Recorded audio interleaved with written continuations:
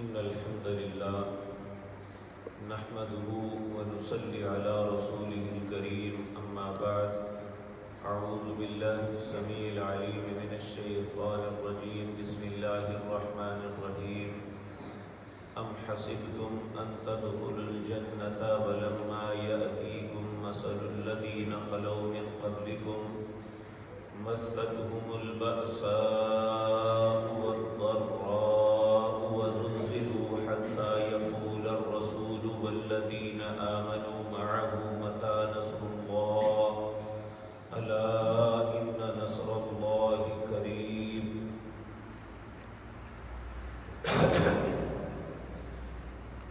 حضرات محترم، یہ بات ذہن میں رکھنی چاہیے کہ دنیا میں کوئی ایسا زمانہ نہیں آیا کہ جب اہل باطل نے اہل حق کو مختلف تکلیفوں میں مبتلا نہ کیا ہو۔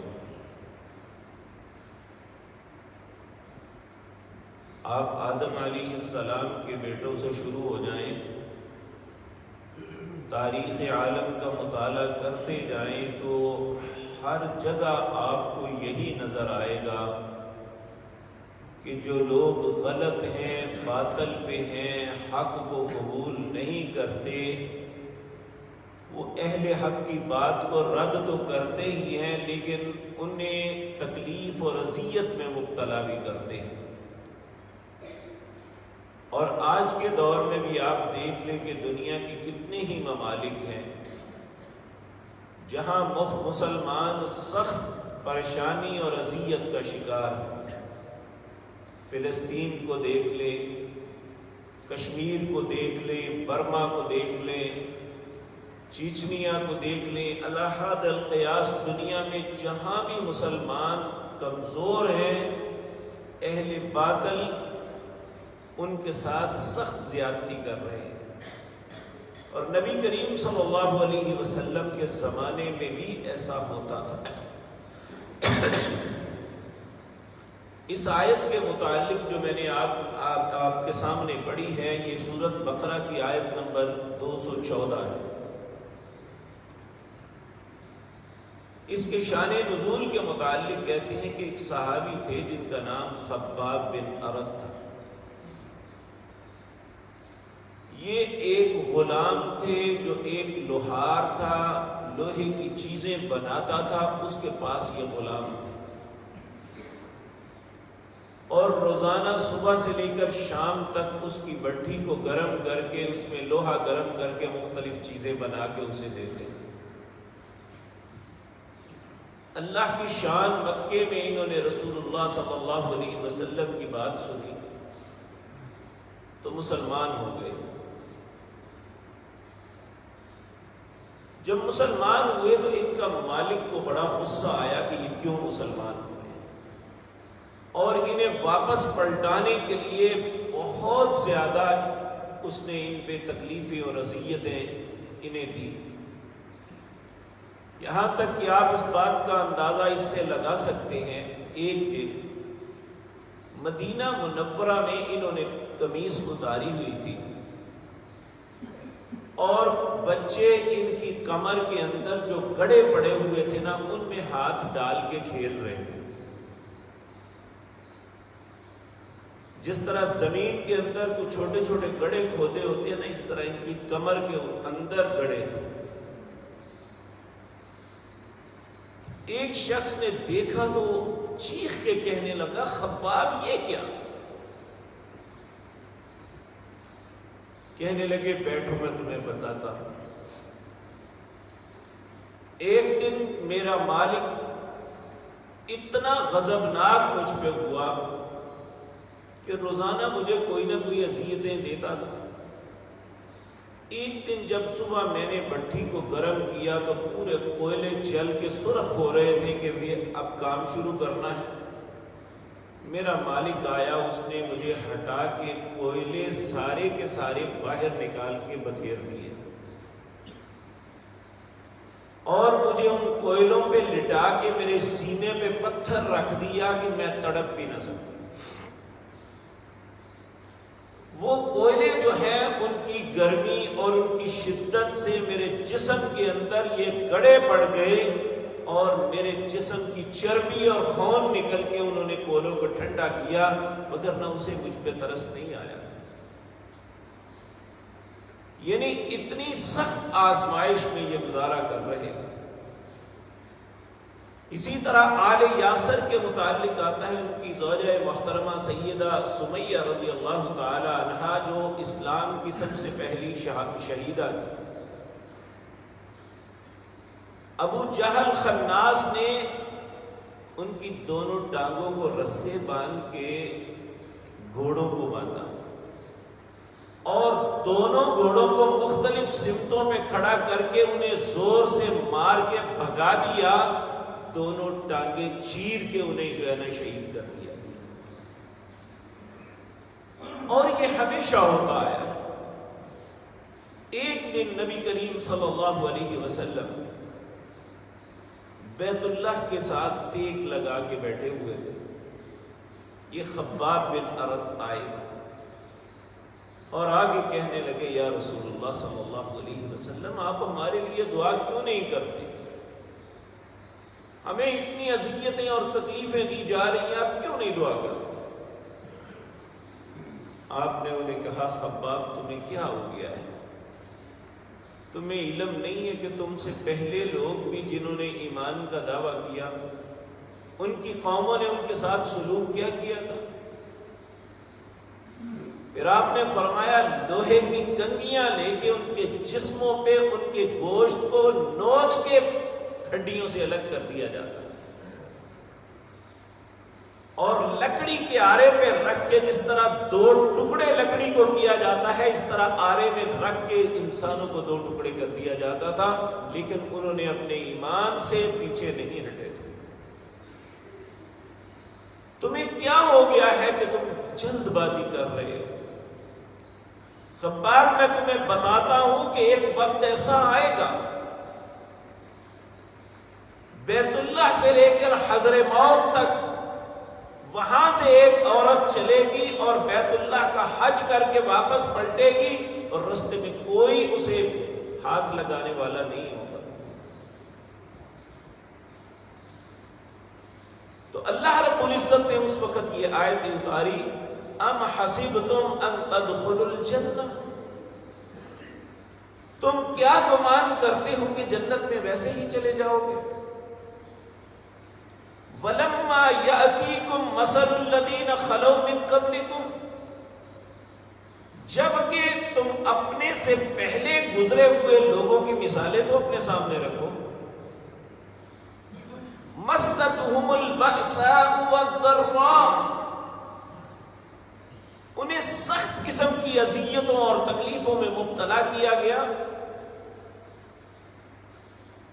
وَزُلْزِلُوا، حتیٰ کہ ہلا کے رکھ دیا گیا۔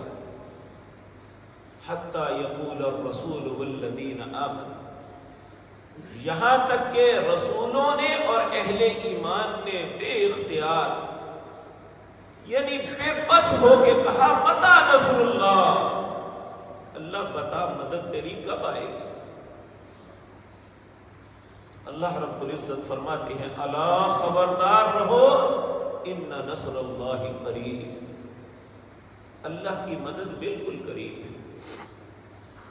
کس طرح مدد کرتا ہے میرے بھائیو، یہ بات یاد رکھیں۔ مسلمان تو مختلف اذیتوں میں مبتلا ہو کے بعض اوقات اسے شہید کر دیا جاتا ہے، اس کی ادھر جان نکلتی ہے، ادھر جنت میں داخل ہو جاتا ہے۔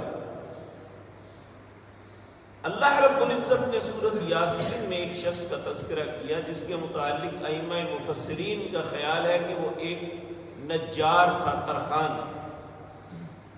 حبیب اس کا نام تھا، جو اللہ کے انبیاء کی مدد کے لیے دوڑا تھا۔ جب اس نے قوم کے لوگوں کو ڈانٹا، منع کیا، اور قوم کے لوگ نبیوں کو چھوڑ کے اسے مارنے لگے، اتنا مارا کہ یہ پھر کہنے لگا، انی آمنت بربکم فاسمعون، پھر سن لو میں بھی ایمان لاتا ہوں ان نبیوں پہ، اللہ کی ذات پہ ایمان لاتا ہوں۔ اتنا مارا کہ وہ شہید ہو گیا۔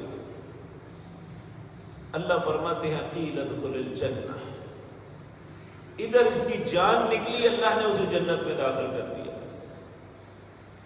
وہ بے اختیار کہنے لگا کہ قال یا لیت قومی یعلمون، کاش میری قوم کو اس بات کا پتہ چل جائے، بما غفر لی ربی وجعلنی من المکرمین، میرے رب نے مجھے معاف کر کے کتنی میری عزت کی ہے، کتنا بڑا مقام دیا ہے۔ بظاہر جنگ احد کے اندر 70 صحابہ شہید ہو گئے، اور ان کے متعلق قرآن کریم کے اندر اللہ رب العزت نے بتایا کہ جب وہ فوت ہو جاتے ہیں، اللہ کے حضور پہنچ جاتے ہیں شہادت پا کے، تو اس وقت اللہ رب العزت ان سے سوال کرتے ہیں کہ اے میرے بندوں، میرے راستے میں قربان ہو کے آئے، مجھ سے مانگو میں تمہیں عطا کروں۔ تو وہ کہتے ہیں اللہ جو کچھ دیا ہے ہمارے تصورات سے زیادہ ہے۔ پھر کہتے ہیں اللہ جو کچھ تو نے ہمیں دیا ہے کیا ہمارے پچھلوں کو پتہ چل سکتا ہے کہ ہمارے رب نے ہمارے ساتھ کیا سلوک کیا؟ اللہ نے فرمایا کیوں نہیں، میں بتا دیتا ہوں۔ تو پھر اللہ رب العزت نے غالباً یہ 4 پارے میں آیات آتی ہیں کہ وَلَا تَقُولُوا لِمَنْ يُقْتَلُ فِي سَبِيلِ اللَّهِ أَمْوَاتًا بَلْ أَحْيَاءٌ عِنْدَ رَبِّهِمْ يُرْزَقُونَ، یہ جو میرے رستے میں کٹ کے آئے ہیں انہیں مردہ نہ کہنا، یہ زندہ ہیں اور اللہ کے پاس رزق دیے جا رہے ہیں۔ لیکن دوسرے مقام پہ فرمایا تم ان کی زندگی کا شعور نہیں رکھتے، انہیں دنیا کی زندگی نہ سمجھنا بلکہ یہ جنت کی زندگی ہے۔ نبی صلی اللہ علیہ وسلم نے فرمایا جب کوئی انسان شہادت کا درجہ پاتا ہے، اللہ اس کی روح کو پرندے کی پوٹوں میں ڈال کے اپنے عرش کے نیچے کندیلوں میں بٹھا دیتے ہیں، وہ اللہ کے خصوصی مہمان بن جاتے ہیں۔ تو اللہ رب العزت فرماتے ہیں تم سمجھتے ہو کہ وہ شہادت پا گئے، وہ مظلوم ہوئے، فرحین بما آتاہم اللہ من فضلی، وہ تم سے دگنے خوش ہیں جو اللہ نے انہیں اپنے فضل سے عطا کیا ہے۔ اس لیے یہ بات یاد رکھیں، اگر کوئی آدمی مسلمان کو اس کے اسلام کی وجہ سے اذیت دی جاتی ہے تو یہ اس کے درجات کی بلندی کا سبب بنتے ہیں اور اس کے لیے جنت میں داخلے کا ایک سرٹیفکیٹ مل جاتا ہے۔ اور اگر وہ شہادت کا رتبہ پا جاتا ہے تو اس کی تو عظمت کے کیا کہتے۔ اس کے برعکس جو اہل کفر ہیں، آپ دیکھیں فرعون 70 سال بہت لمبا عرصہ ہوتا ہے لیکن گزر گیا، بنی اسرائیل کے بچوں کو شہید کرتا رہا، ان کی بیٹیوں کو زندہ رکھتا رہا، انہیں غلام بنایا رہا اور انہیں اذیتیں اور تکلیفیں ان کی ایمان کی وجہ سے دیتا رہا۔ 70 سال تو ختم ہو گئے، لیکن جس کرب میں وہ اب مبتلا ہے یہ قیامت تک بلکہ اس کے بعد بھی کبھی ختم نہیں ہوگا۔ اللہ رب العزت فرماتے ہیں النار یعرضون علیہا غدوا وعشیا، کہ اللہ صبح اور شام اسے اور اس کی قوم کو آگ پہ پیش کرتے ہیں۔ میرے بھائیو، آج کے دور میں شیرون، یہ اسرائیل کا وزیر دفاع پھر وزیر اعظم بھی بنا، جس نے شتیلا کے کیمپوں پہ بمباری کر کے فلسطین بچوں کو شہید کیا اور یہ دنیا کا بھیڑیا تھا۔ یاد رکھیں وہ شہادت پانے والے تو اللہ کے ہاں عظمت پا گئے، لیکن اس کا حال کیا ہوا؟ 7 سال تک نہ یہ مرتا تھا نہ یہ جیتا تھا، اور پوری دنیا کے میڈیا کو پیسے دے دے کہ وہ جو ہے نا خاموش کروانے کی کوشش کرتے ہیں، اس کی خبر کوئی نہ لگ سکے، لیکن اللہ ننگا کر دیتا ہے۔ یہ مرنا چاہتا تھا، نہیں مر رہا تھا، اور جب کسی کافر کی موت آتی ہے، اللہ رب العزت نے قرآن عزیز کے اندر سورۃ انفال میں فرمایا وَلَوْ تَرَىٰ إِذْ يَتَوَفَّى الَّذِينَ كَفَرُوا، کاش تو کسی کافر کی موت کے وقت اسے دیکھ سکتا۔ وَلَوْ تَرَىٰ إِذْ يَتَوَفَّى الَّذِينَ كَفَرُوا الْمَلَائِكَةُ، فرشتے جو جان نکالنے کے لیے آتے ہیں، يَضْرِبُونَ وُجُوهَهُمْ وَأَدْبَارَهُمْ، اس کے منہ پہ اور اس کی پیٹھ پہ مارتے ہیں اور کہتے ہیں نکال اپنی جان کو واپس۔ وَذُوقُوا عَذَابَ الْحَرِيقِ، پھر ہمیشہ کے لیے آگ کے عذاب میں اسے داخل کر دیا جاتا ہے۔ اس لیے میرے عزیز بھائی، یہ مسلمانوں کے ایسے وقت میں جب مسلمان انتہائی قسم پرسی میں اور انتہائی سختی کی حالت میں زندگی گزار رہے تھے، اللہ نے ان کی تسلی کے لیے آیت اتاری کہ ام حسبتم ان تدخلوا الجنہ، تم کیا گمان کرتے ہو کہ جنت میں ویسے ہی داخل ہو جاؤ گے؟